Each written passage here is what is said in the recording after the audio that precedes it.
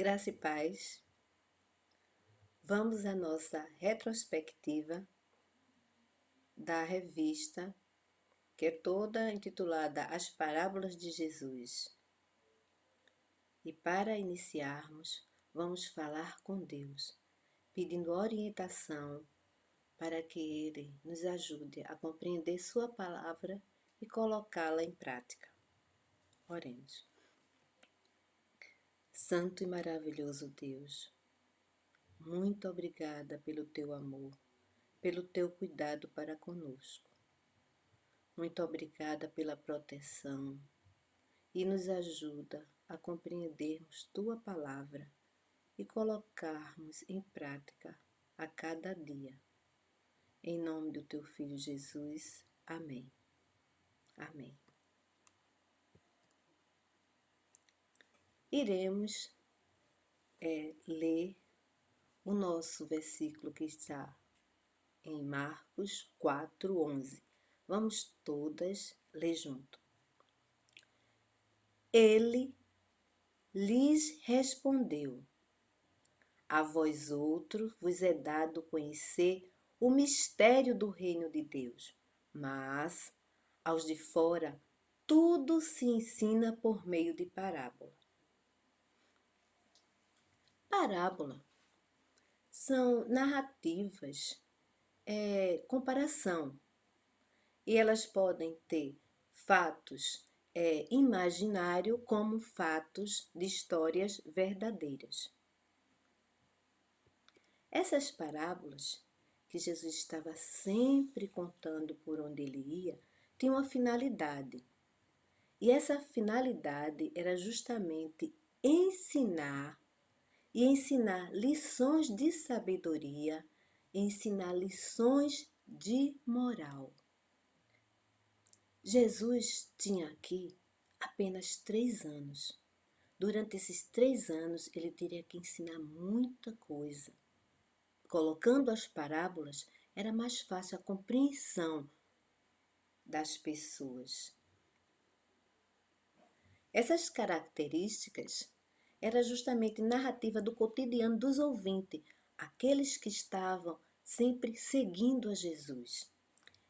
E esse cotidiano dessas pessoas era justamente o contexto da agricultura, da pecuária, e essas histórias seriam mais fáceis de ser assimilada, de ser memorizada, se fosse colocado dentro do contexto dessas pessoas.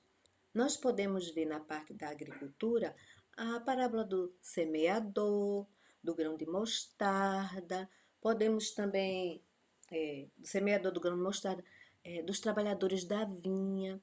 Por quê? Eles eram lavradores da terra. Eles airavam a terra, ele plantava essas sementes, ele via como era a produção dessa semente. Já na pecuária, a gente poderíamos ver a da ovelha perdida e tantas outras parábolas que estavam justamente no contexto destas pessoas que estavam seguindo a Jesus Cristo. Com isso, eles estavam sempre aprendendo com Jesus. Vamos ler todas junto? Marcos 4:33. E com muitas parábolas semelhantes lhe expunham. Expunham o quê? A palavra, conforme o permitia a capacidade dos ouvintes. Então, pela capacidade de cada um ali, o Senhor conhece os corações, conhece a vida de cada um. Então, eles expunham essas parábolas para o melhor entendimento de cada um deles. Essas histórias que o Senhor contava em forma de parábola, elas eram curtas, história curta, para melhor assimilação, memorização das pessoas. Porque essas parábolas sendo curtas, eles iam guardar melhor na sua mente, eles iam saber melhor, eles iam aprender melhor, porque eram coisas curtas e do seu cotidiano. Essas parábolas foram usadas por Jesus justamente por causa da crescente oposição dos judeus ao seu ministério. Eles estavam sempre ali querendo encontrar algo que o Senhor fizesse contra a lei para que eles pegassem, prendessem e até matá-lo. Então eles estavam sempre onde Jesus estava, não para aprender, mas para tentar acusá-lo. Jesus sabia disso, ele usava as parábolas, por meio dessas parábolas, eles não iam ter uma boa compreensão, eles iam ficar pensando por que ele está falando essas histórias. Eles não ligavam isso aí. Tanto é que tem muitas vezes, até os discípulos também não compreendiam e perguntavam ao Senhor: explica-nos essa parábola. Vamos ler todos em João 16:12. Vamos lá? Tenho ainda muito que vos dizer, mas vós não podeis suportar agora. Porque as parábolas que Jesus contava, nem todos compreendiam, até os próprios discípulos, mas que em breve eles iam compreender quando viesse o Espírito, quando o Senhor já fosse, o Espírito Santo viesse, ele ia fazer essa compreensão, eles iam lembrar, porque o Senhor ia fazer eles lembrar de tudo que o Senhor fez. Mas naquele momento, algumas coisas ele não compreendia e às vezes Jesus tinha que explicá-los. E por não entenderem algumas vezes as parábolas que Jesus falava, ele chegou a ser repreendido por Jesus, porque estava sempre ali perto. Mas Jesus sabia, porque tinha o momento certo, mas ele queria que ele se esforçasse um pouquinho.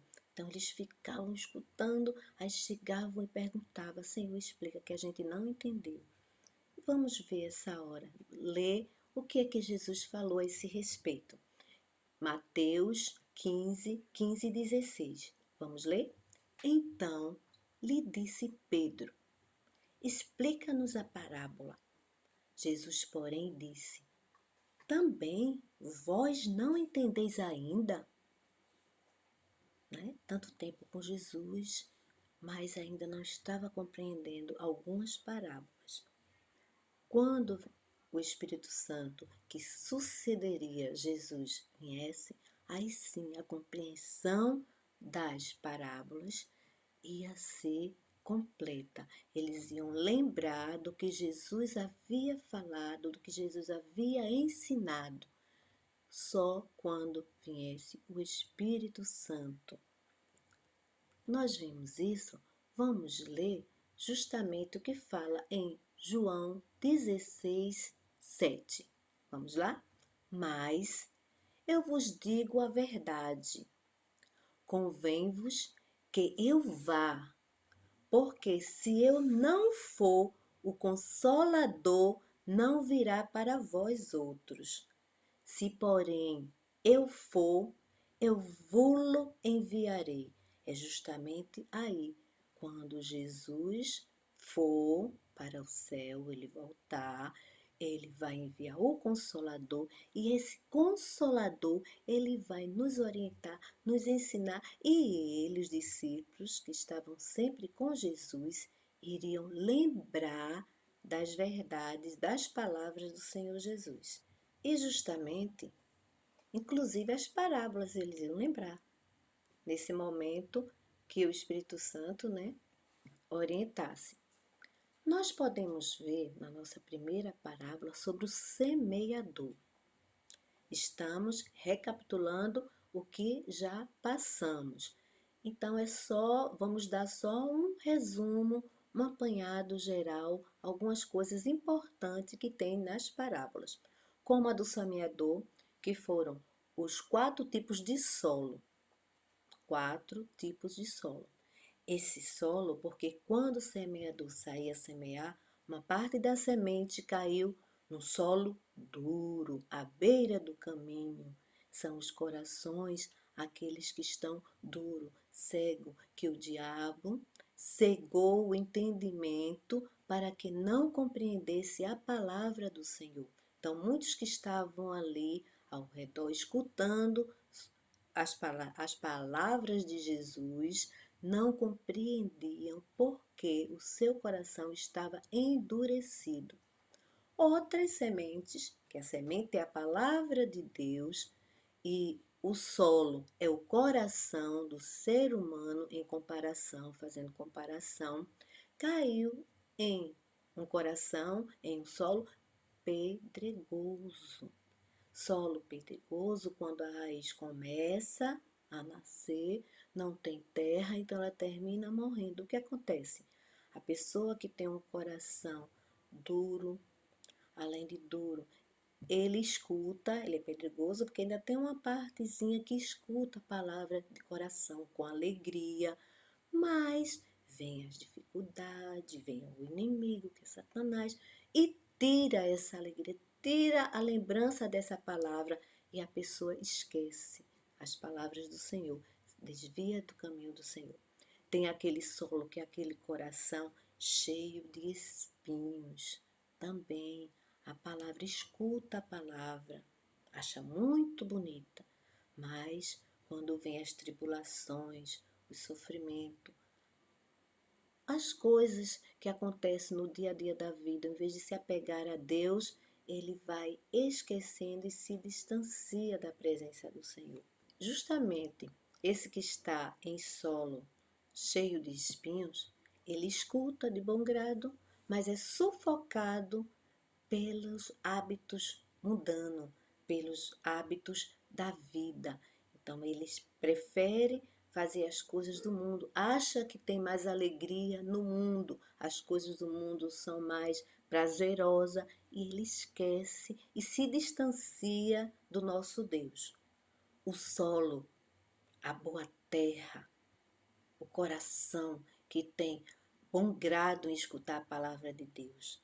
Isso aí é um solo fértil, fofo, pronto para receber a semente.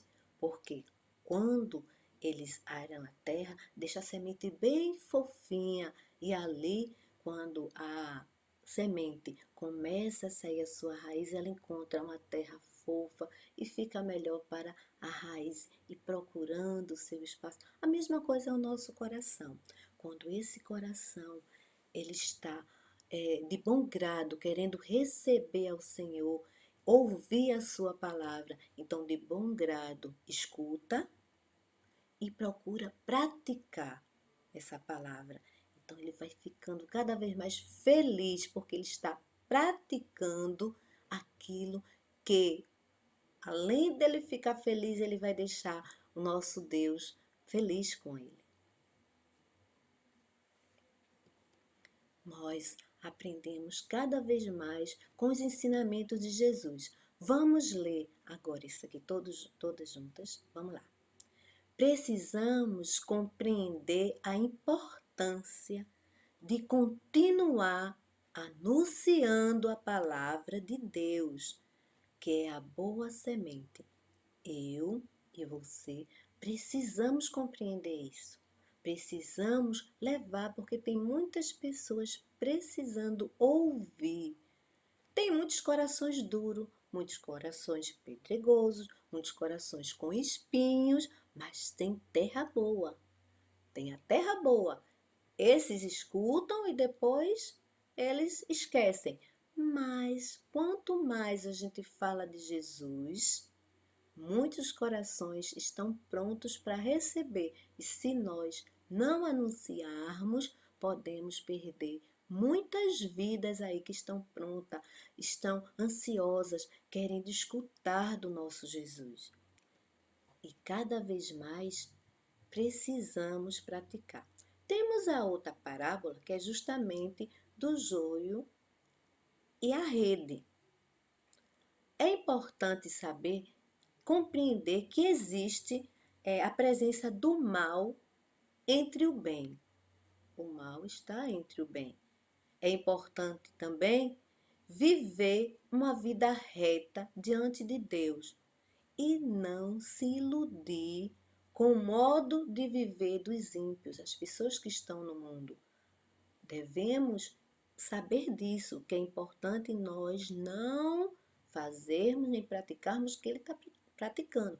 podemos ser amigos, sim. Somos amigos, procurando falar a palavra de Deus, compreendê-los e explicar o caminho de Cristo. Mas não ficar nem praticar os que ele pratica. E entre o bem está o mal.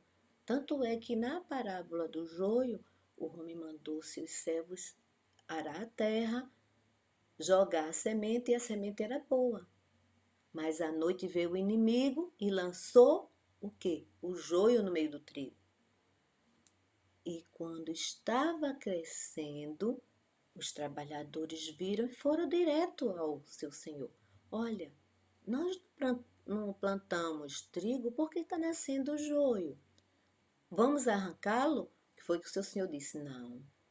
Se você arrancar o joio, vai ferir o trigo. Deixe, cresça junto. É isso que acontece conosco. Nós estamos crescendo todos juntos, aqueles que são de Cristo e aqueles que não são. Aqueles que praticam o bem e aqueles que praticam o mal. Por que o Senhor deixou todos crescer juntos? Porque vai chegar o dia da ceifa. E quando chegar esse dia, vai mandar os seus ceifeiros e vai dizer, primeiro arranca o joio e coloca lá, faz um fecho. Arranca o trigo e depois queime o joio. Ele vai separar na hora da colheita. Por isso, a mesma coisa da rede. Os pescadores, quando saem para pescar, quando puxam a rede, vem assim de peixe de toda qualidade. Peixe que é bom para o consumo e peixe que não é. Depois ele vai, leva lá para a praia, chega lá, faz a separação. Ele separa o que é bom para o consumo, coloca no cesto. E aquele que não é, ele joga fora. É isso que vai acontecer também no dia quando Cristo voltar. Precisamos estar sempre preparadas, viu? Preparadas, vamos nos preparar. O grão de mostarda e o fermento é outra parábola que se encontra em Mateus 13, de 31 a 33. O grão de mostarda é justamente também fala a mostarda é o menor grão que podemos ver, né? Bem pequenininho, mas quando plantado e cresce, é uma árvore grandiosa, muito grande, muito onde os passarinhos repousam ali nos seus galhos. Ela fica uma árvore poderosa, grande, bonita, potente. Mas era o quê? Uma pequena semente. A mesma coisa acontece com o fermento. Quando coloca o fermento, deixa descansar, ele faz a massa, o quê? Com 3 medidas de trigo e uma de fermento, a massa cresce. E ela fica aquela massa bonita para ser trabalhada, cortada e colocada no fogo para dar o alimento. Esse evangelho é o evangelho, nosso evangelho, o evangelho de Cristo, é um evangelho que transforma. Mas para que ele haja a transformação e possamos ver a transformação, nós precisamos evangelizar e precisamos absorver esse evangelho, querer aprender. Por quê? Através desse evangelho que é de transformação, nós podemos ver o poder de Cristo em nossa vida, a força dele nos dá a vitória. Mas quando a gente faz o quê? A gente recebe, a gente quer praticar, fazer a vontade de Deus, querer realmente ver esse evangelho em nossa vida. Aí ele transforma a vida e você vai ver essa vida de poder e de força, porque é através de Cristo que nós somos vitoriosos. Mas agora vamos ouvir a irmã Elisângela refletindo sobre a parábola, o fariseu e o publicano. Vamos escutar?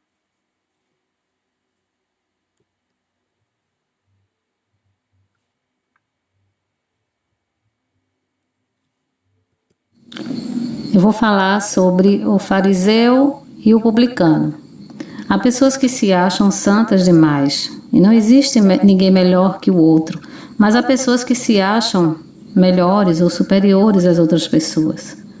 O fariseu se achava tão santo a ponto de desprezar os outros.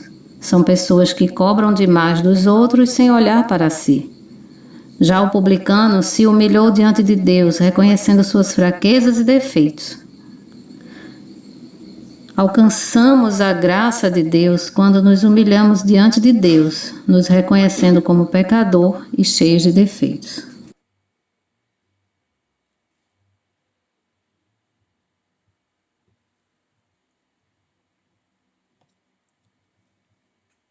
Vamos continuar. Agora vamos falar sobre o tesouro escondido e a pérola de grande valor, que se encontra em Mateus 13, do 44 ao 46. Encontrar um tesouro, uma pérola, equivale a encontrar a vida eterna. O reino dos céus é comparado a um tesouro escondido e a uma pérola. Muitos não compreendem o reino de Deus. E eles não compreendem por estar com o coração endurecido, deixando as coisas do mundo invadir o seu coração e a sua vida. Por estar com esse coração endurecido, eles não compreendem e não querem saber de Cristo. O Deus desse século, que é o diabo, cegou a mente, endureceu o coração. Por isso muitos não compreendem, porque está deixando o Deus desse mundo, o diabo, dominar a sua vida e o seu coração.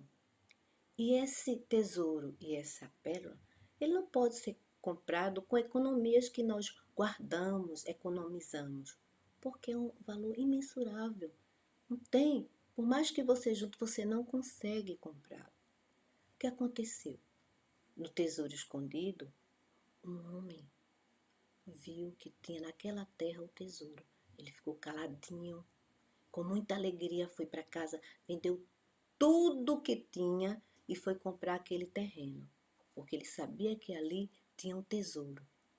A mesma coisa o que encontrou a pérola.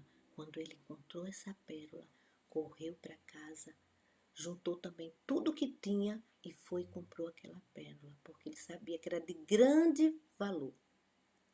Para nós, esse tesouro e essa pérola é a vida eterna, não tem preço. Nós temos que nos doar, temos que entregar tudo do jeito que eles entregaram tudo para adquirir. Nós precisamos entregar nossa vida por inteiro, nosso coração a Cristo por inteiro, para aí sim nós termos posse dessa pérola maravilhosa que é a salvação, desse tesouro que é a salvação.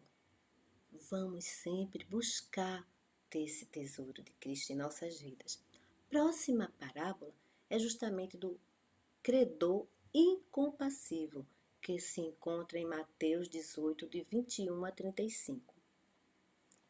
Esse do credor é justamente um rei que ele tem várias pessoas que deve, que é como se fosse assim, presta dinheiro para a pessoa fazer algo em sua terra.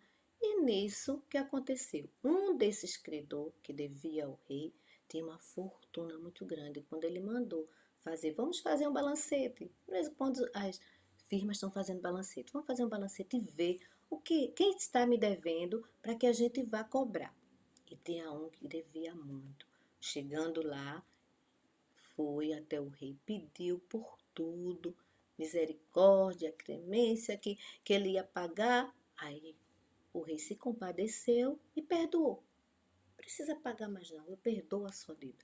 Mas ao sair dali, ele encontrou um conservo dele, uma pessoa que o servia, que o devia, bem menos, mas ele não teve piedade, não teve compaixão, quis e insistiu que se não desse, ele ia aprisioná-lo. Ele ia falar para os guardas e ia mantê-lo na prisão. E foi isso que aconteceu. Chegou a ser preso, mas o rei ficou sabendo. Quando o rei soube, ele ficou muito indignado, porque ele perdoou. Por que ele não perdoou o seu conservo? Nós temos que prestar muita atenção a isso. O rei perdoou uma dívida de valor incomparável, impagável, insolúvel. enquanto que o servo não perdoou. Ele agiu sem compaixão. E isso não agrada ao coração de Deus. Se nós queremos o perdão de Deus, nós também temos que aprender a perdoar. Porque é através do perdão que o Senhor vai se manifestar na sua vida. Aquelas pessoas amarguradas que tem por aí só traz doença, tristeza. Devemos perdoar. E vamos aprendendo com o Mestre. Vamos aprender também com os trabalhadores das vinhas, que se encontram em Mateus 20, de 1 a 16. Com eles, nós vamos aprender a motivação que deve ter em nós para o serviço do Senhor. Nós devemos estar sempre motivados. Deus, Ele nos dá o dom. E esse dom é um presente. E esse presente não é um prêmio, ele é dado. Não é porque um prêmio, porque você fez algo, você merece. Não, ele dá porque ele quer. Então não é um prêmio, é uma coisa que não vai ver o que você fez ou deixou de fazer. Deus, ele quer dar o melhor para nós. O cristão verdadeiro, ele não pode ter ciúme das boas dádivas que Deus dá aos outros. Nesse dos trabalhadores da vinha, essa parábola, nós vimos que um dono, de uma parreira, que é aquilo onde tem as vinhas, ele saiu de madrugada para procurar trabalhadores para fazer a colheita das uvas. Os primeiros que ele encontrou na praça, aí ele disse, olha, você trabalha, quando terminar o dia eu vou dar tanto, ok. Mais tarde ele foi novamente e pegou outros trabalhadores e disse, olha, você trabalha, quando for no final eu vou dar tanto. Ok, trabalhou. Depois, já quase perto de terminar já o trabalho, pegou mais trabalhadores e também acertou com ele. No final, quando ele foi fazer o pagamento, começou pelos últimos. Isso o primeiro estava observando. Todos estavam recebendo o mesmo valor. Eles se indignaram. Oxe, trabalhei de manhã, de madrugada até agora de tarde e vou receber o mesmo? Aí foi quando o dono disse, eu faço. Quer dizer que eu não posso usar de compaixão ou de bondade para com ninguém? O dinheiro é meu, então se eu acertei com ele X, eu vou dar X. E você se sinta satisfeito. O que foi que eu acertei com você? Eu acertei quanto? Então eu estou dando o que eu acertei com você, a mesma forma eu estou dando a esse trabalhador o que eu acertei com ele.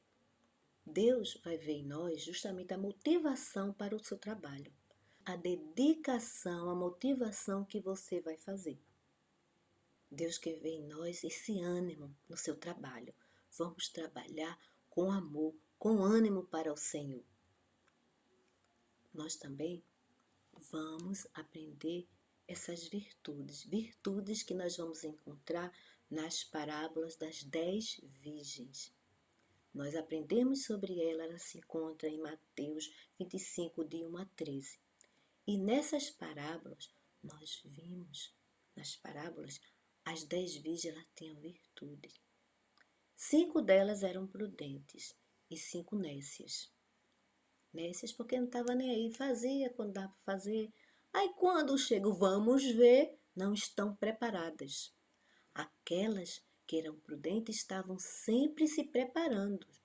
Devemos estar sempre nos preparando, porque quando Jesus vir, é assim. De repente, você não sabe nem o dia, nem a hora. Quando ele vir, temos que estar preparados, todos preparados, para quando Cristo vir. Não sermos feitos as nécias, que estavam, depois eu me preparo, eu vou cuidar agora, depois eu me preparo. Tanta coisa para fazer agora, dá tempo. Cuidado, que o tempo a gente não sabe qual é. E essas virtudes eram justamente que elas eram prudentes, que era a prudência, devemos ser prudentes. Era a paciência, devemos ser pacientes, porque tudo tem seu tempo.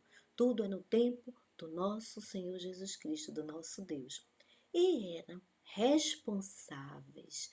Temos que ter responsabilidade. principalmente na obra do Senhor. Devemos ser prudentes, devemos ser pacientes e devemos ter responsabilidade. Isso é importante, muito importante para o servo do Senhor. A parábola dos talentos. Todos nós temos talentos. Precisamos descobrir onde é que está o nosso talento e desenvolvê-lo mais e mais. Colocar a serviço do Rei, do nosso Jesus Cristo. Em Mateus 25, 14 a 30, nós vemos essa parábola, a parábola dos talentos. E ela serve para nós refletirmos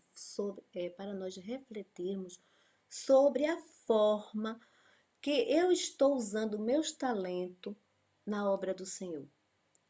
Como eu estou usando esse meus talentos?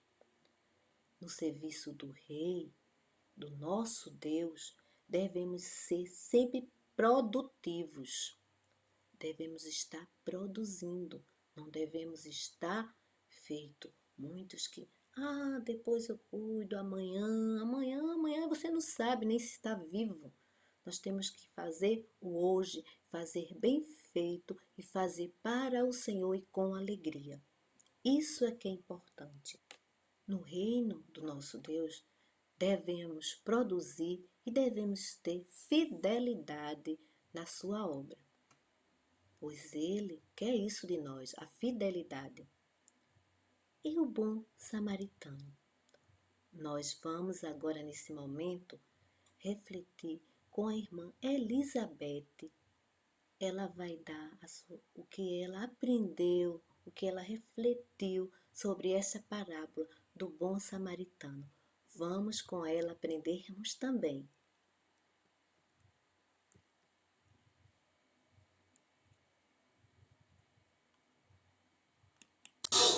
Boa noite, amadas irmãs. A parábola que escolhi foi a parábola do bom samaritano, que se encontra em Lucas 10, de 25 a 37. Com essa parábola, aprendi que devo ter compaixão a todas as pessoas. E quando eu tenho este amor que vem de Deus no meu coração, ele se reflete na forma como eu trato o meu próximo. E que devo tratá-lo com muito amor e com respeito, porque é assim que Deus nos ensina e que Deus nos ama. Amém.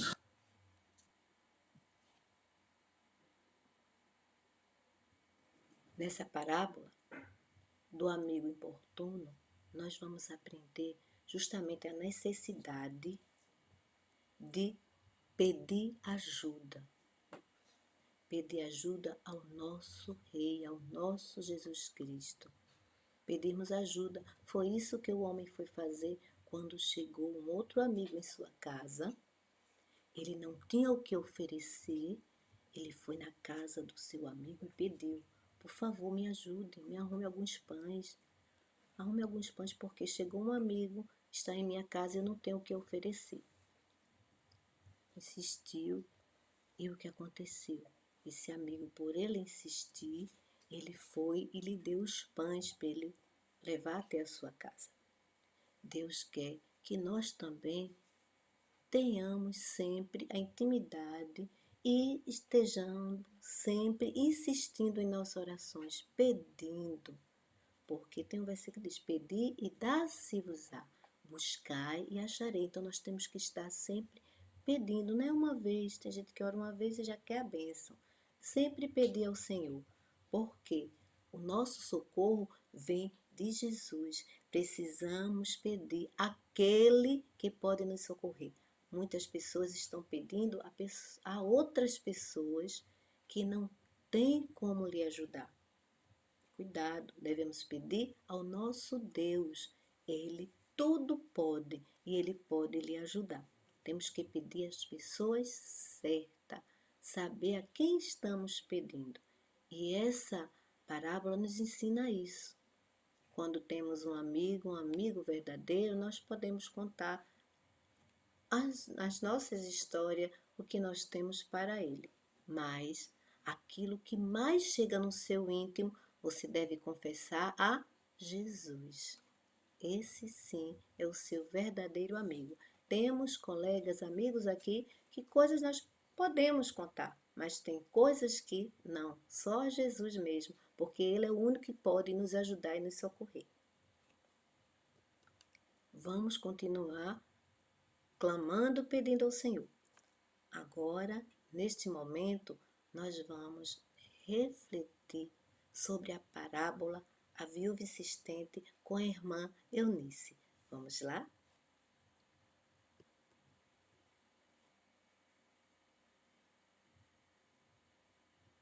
Eu escolhi a viúva insistente, de Lucas 18, porque, como diz a palavra de Deus, nós devemos sempre orar e nunca esmorecer. Se um homem mau soube responder à petição e à insistência daquela pobre mulher, quanto mais o nosso Deus, ouvindo os nossos clamores em oração, ouvindo a nossa petição do nosso coração. O nosso Deus nos ensina nessa parábola que devemos insistir, permanecer firmes em oração e nunca esmorecer, confiando que o nosso Deus é o justo juiz. Que Deus nos abençoe. Amém. Amém. Agora vamos ao rico insensato, que se encontra Lucas 12, 13 a 21. Nesta parábola, Jesus condena não a riqueza, mas sim a avareza do coração, ao apego ao dinheiro, aos bens materiais. Nós não somos donos de nada. Tudo pertence a Deus. Ele controla todas as coisas. Então, quando alguém coloca as riquezas, a avareza do coração, as coisas materiais em primeiro lugar, Deus condena. Não é o dinheiro, mas como você coloca esse dinheiro no seu coração, se ele está em primeiro lugar no seu coração. Não somos dono de nada, não temos o controle de nada. Deus quem tem o controle de todas as coisas.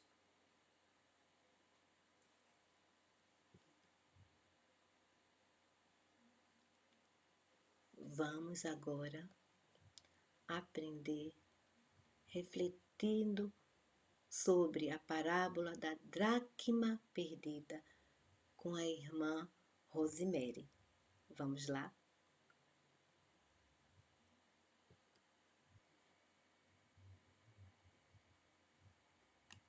A dracma perdida.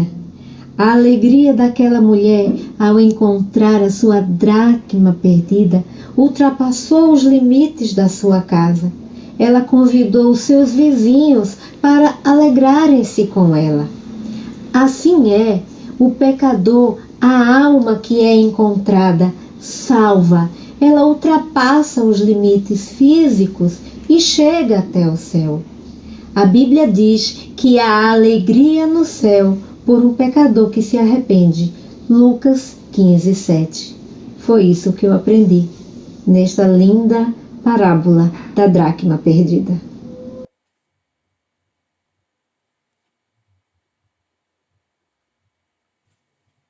Agora em Lucas 14, 15 a 24, nós temos a grande ceia. Essa ceia, nós temos essa comparação ao céu, a grande festa que teremos no céu.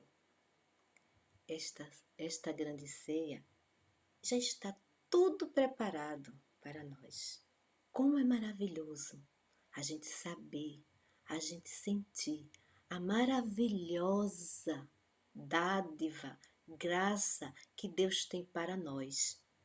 A vida eterna é uma bênção concedida pela graça de Cristo para cada um de nós. E já está tudo pronto para nós. Vê que maravilha lá no céu. Esta grande ceia, esta grande festa. A parábola falava de um homem que ia dar uma festa, uma grande festa. E para isso, ele fez um banquete, antes disso fez o convite. As pessoas disseram que ia. Ele preparou tudo com esmero, tudo muito bonito. Mas no dia, as pessoas começaram a dar desculpas e não comparecer à festa. Este dono falou o seguinte para os seus servos: saiam e vão procurar nas ruas as pessoas que possam vir aqui compartilhar comigo esta grande festa. Pode ir. Aqueles que eu convidei não quis, mas tem outros que estão precisando e que vão aceitar. Aí eles saíram. Mesmo assim, foi Jesus. Jesus veio para os seus não receberam. Mesmo assim, a gente evangeliza e muita gente não quer saber de Jesus, não aceita a palavra. Deus está chamando para essa grande ceia, para essa grande festa, através de nós, que somos os seus discípulos aqui, para falar da sua boa nova, da sua palavra, da semente, levar a semente que é a palavra de Deus. Nós somos os convidados especiais, os convidados de honra, vê? Que bênção! Nós que somos igreja, como igreja, precisamos anunciar, precisamos sair e convidar essas pessoas que estão aí, que estão sedento para ouvir a palavra, que vão fazer parte dessa grande ceia, dessa grande alegria, porque Jesus quer lá cheio, quer todos lá, Ele ama todos. Para isso precisamos levar essa palavra. Uma coisa importante, que precisamos ter certeza disso, que nessa festa só entra os convidados, aquele que realmente receberam a Cristo no seu coração, que faz a sua vontade, ele vem morar em sua vida. Você é um convidado especial. Só quem tem Jesus no coração, que o recebeu, é que pode entrar nessa grande festa, nesta grande ceia que está preparado para cada um de nós. Agora, chegamos ao término da revista, que é toda sobre as parábolas de Jesus. Grandes lições nós aprendemos com essas parábolas, mas precisamos agora colocá-las em práticas e observar como está a nossa vida, se realmente estamos fazendo a vontade do nosso Deus. Devemos focar para o nosso alvo, como eu sempre gosto de falar. Nosso alvo é Cristo. Nós devemos estar olhando sempre para frente. Nunca saia para olhar para a direita, nem para a esquerda, nem para trás, para você não se desviar deste caminho. Agora, que Deus continue a nos abençoar e vamos praticar essa palavra que é grandiosa, maravilhosa. Em nome de Jesus, amém. Fiquem na paz. Tchau.